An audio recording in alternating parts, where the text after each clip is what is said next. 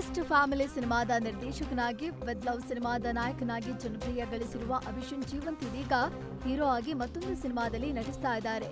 ವಿಶೇಷವೇನೆಂದ್ರೆ ಈ ಸಿನಿಮಾದಲ್ಲಿ ಅಭಿಷೇಕ್ಗೆ ತಂದೆಯಾಗಿ ನಮ್ಮ ಶಿವಣ್ಣ ನಟಿಸೋದು ಬಹುತೇಕ ಖಚಿತ ಆಗಿದೆ. ಈ ಬಗ್ಗೆ ಇಷ್ಟರಲ್ಲೇ ಅಧಿಕೃತ ಮಾಹಿತಿ ಹೊರಬರಲಿದ್ದು ಟೈಟಲ್ ಕೂಡ ರಿವೀಲ್ ಆಗಲಿದೆ. ಮುಂಬರುವ ಇಂಗ್ಲೆಂಡ್ ಪ್ರವಾಸಕ್ಕೆ ಇಂಡಿಯಾ ಎ ತಂಡ ಪ್ರಕಟವಾಗಿದೆ. ಕಳೆದ ತಿಂಗಳಷ್ಟೇ ಟೀಂ ಇಂಡಿಯಾಗೆ ಡೆಬ್ಯೂ ಮಾಡಿದ ಅನುಷ್ಕಾ ಶರ್ಮಾಗೆ ನಾಯಕತ್ವವನ್ನ ನೀಡಲಾಗಿದೆ. 2026ರ ಮಹಿಳಾ ಪ್ರೀಮಿಯರ್ ಲೀಗ್ನಲ್ಲಿ ಗುಜರಾತ್ ಜೈಂಟ್ಸ್ ಪರ ಆಡಿದ್ದ ಅನುಷ್ಕಾ ಶರ್ಮಾ ಉತ್ತಮ ಪ್ರದರ್ಶನ ನೀಡಿದ್ರು.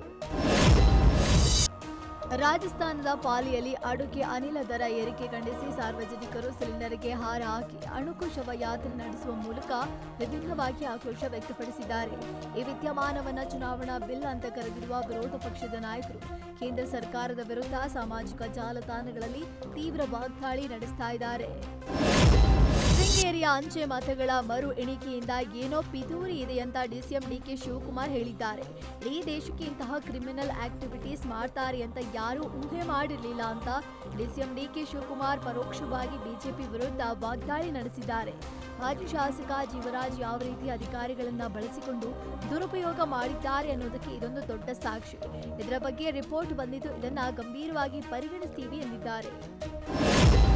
ಕರ್ನಾಟಕ ಲೋಕಸೇವಾ ಆಯೋಗದ ಅಕ್ರಮಗಳ ತನಿಖೆಗೆ ರಾಜ್ಯ ಸರ್ಕಾರವು 11 ಶಾಸಕರನ್ನ ಒಳಗೊಂಡ ಸಮಿತಿ ರಚಿಸಿದೆ.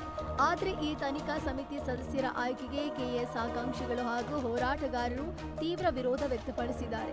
ಕೆಪಿಎಸ್ಸಿ ಬಗ್ಗೆ ಗೊತ್ತಿಲ್ಲದ ಕೇವಲ ಜನಪ್ರತಿನಿಧಿಗಳನ್ನ ಒಳಗೊಂಡ ಸಮಿತಿ ಬೇಕಾಗಿಲ್ಲ. ಕೆಪಿಎಸ್ಸಿಗೆ ಸಂಬಂಧಿಸಿದವರಿಂದ ತನಿಖೆ ಮಾಡಿಸಿ ಅಥವಾ ನಿವೃತ್ತ ನ್ಯಾಯಮೂರ್ತಿಯಿಂದ ತನಿಖೆ ಮಾಡಿಸಿ ಅಂತ ಆಕಾಂಕ್ಷಿಗಳು ಆಗ್ರಹಿಸಿದ್ದಾರೆ. ಮನೆಯವರ ಒತ್ತಡಕ್ಕೆ ಮಣಿದು ಬೇರೆ ಯುವತಿ ಜೊತೆ ಮದುವೆಗೆ ಮುಂದಾಗಿದ್ದ ಪ್ರಿಯಕರ್ಣಿಗೆ ಮದುವೆ ನಿಲ್ಲಿಸುವ ಮೂಲಕ ಮಹಿಳೆ ಶಾಕ್ ನೀಡಿದ್ದಾಳೆ. ದೊಡ್ಡಬಳ್ಳಾಪುರ ನಗರದ ಬಸವ ಭವನದಲ್ಲಿ ನಡೀತಾ ಇದ್ದ ಮದುವೆಯನ್ನ ಗರ್ಭಿಣಿ ನಿಲ್ಲಿಸಿದ್ದಾಳೆ.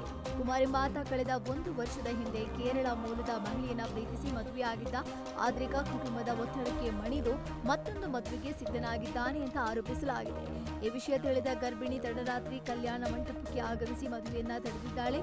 ಇನ್ನು ಸ್ಥಳಕ್ಕೆ ಆಗಮಿಸಿದ ಪೊಲೀಸರು ಮದುವೆ ನಿಲ್ಲಿಸಿ ಮೊದಲ ಮದುವೆಯ ದಾಖಲೆಗಳ ಕುರಿತು ಪರಿಶೀಲನೆ ನಡೆಸುತ್ತಿದ್ದಾರೆ. ಬೆಂಗಳೂರಿನಲ್ಲಿ ಪೂಜೆ ನೆಪದಲ್ಲಿ ಮಹಿಳೆ ಮೇಲೆ ನಿರಂತರವಾಗಿ ಅತ್ಯಾಚಾರವೆಸಗಿರುವ ಆರೋಪ ಕೇಳಿಬಂದಿದೆ. ಪೂಜೆ ಮಾಡ್ತೀನಿ ಅಂತ ಹೇಳಿ ಜ್ಯೋತಿಷಿ ಮೋಹನ್ ಕುಮಾರ್ ಮನೆಗೆ ಬಂದು ಮಾಟ ಮಂತ್ರ ಮಾಡುವುದಾಗಿ ಬೆದರಿಸಿ ಅತ್ಯಾಚಾರವೆಸಗಿದ್ದಾರೆ. ಸಹಕರಿಸದಿದ್ರೆ ಗಂಡ ಮಗು ರಕ್ತಕಾರಿ ಸಾಯುವಂತೆ ಮಾಡ್ತೀನಿ ಅಂತ ಬೆದರಿಸಿದ್ದಾನೆ. ಈ ಬಗ್ಗೆ ಜ್ಯೋತಿಷಿ ವಿರುದ್ಧ ಸೇಕೆ ಅಚ್ಚುಕಟ್ಟು ಪೊಲೀಸ್ ಠಾಣೆಯಲ್ಲಿ ಎಫ್ಐಆರ್ ದಾಖಲಾಗಿದ್ದು ಆರೋಪಿ ಮೋಹನ್ ಕುಮಾರ್ ಪರಾರಿಯಾಗಿದ್ದಾನೆ. ಶಿಕ್ಷಣ ಸಚಿವ ಎಂಸಿ ಸುಧಾಕರ್ಗೆ ಮಂಡ್ಯದ ರಸ್ತೆಯಲ್ಲಿ ಓಡಾಡಲು ಬಿಡಲ್ಲ ಅಂತ ಕಾಂಗ್ರೆಸ್ ಶಾಸಕ ಗಣಿಗ ರವಿಕುಮಾರ್ ಎಚ್ಚರಿಕೆ ನೀಡಿದ್ದಾರೆ. ಮಂಡ್ಯಕ್ಕೆ ಪ್ರತ್ಯೇಕ ವಿಶ್ವವಿದ್ಯಾಲಯ ಬೇಕು ಅಂತ ಹಲವು ವರ್ಷಗಳಿಂದ ಹೋರಾಟ ನಡೀತಾ ಇತ್ತು. ಆದರೆ ಸರ್ಕಾರದ ಮುಂದೆ ಸಚಿವರು ಹಣಕಾಸು ವಿಚಾರದಿಂದ ಮಂಡ್ಯ ವಿವಿ ಮುಚ್ಚುವ ಪ್ರಸ್ತಾವನೆ ಇಟ್ಟಿದ್ರು. ಇದರಿಂದ ಗರಂ ಆದ ಶಾಸಕ ಗಣಿಗ ರವಿಕುಮಾರ್, ನಾನು ಶಾಸಕನಾಗಿ ಇರ್ತೀನೋ ಇಲ್ವೋ ಗೊತ್ತಿಲ್ಲ, ಆದರೆ ವಿವಿ ಮುಚ್ಚಲು ಬಿಡಲ್ಲ ಅಂತ ಕಿಡಿಕಾರಿದ್ದಾರೆ. ದೊಡ್ಡಬಳ್ಳಾಪುರದಲ್ಲಿ ಎಲ್ಪಿಜಿ ಗ್ಯಾಸ್ ದರ ಏರಿಕೆ ಬಗ್ಗೆ ಪ್ರಶ್ನೆ ಕೇಳ್ತಾ ಇದ್ದಂತೆ ಕೇಂದ್ರ ಸಚಿವೆ ಶೋಭಾ ಕರಂದ್ಲಾಜೆ ಯಾವುದೇ ಪ್ರತಿಕ್ರಿಯೆ ನೀಡದೆ ತೆರಳಿದ್ದಾರೆ. ಚುನಾವಣೆ ಮುಗಿತಾ ಇದ್ದಂತೆ ಎಲ್ಪಿಜಿ ಗ್ಯಾಸ್ ದರ ಏರಿಕೆಯಾಗಿದ್ದು ನಾಡಿನಾದ್ಯಂತ ಜನ ಆಕ್ರೋಶ ವ್ಯಕ್ತಪಡಿಸಿದ್ದಾರೆ. ಆದರೆ ಕೇಂದ್ರ ಸರ್ಕಾರದ ನಡೆ ಬಗ್ಗೆ ಏನೂ ಪ್ರತಿಕ್ರಿಯೆ ನೀಡದೆ ಸ್ಮೈಲ್ ಕೊಟ್ಟು ಶೋಭಾ ಕರಂದ್ಲಾಜೆ ತೆರಳಿದ್ದಾರೆ.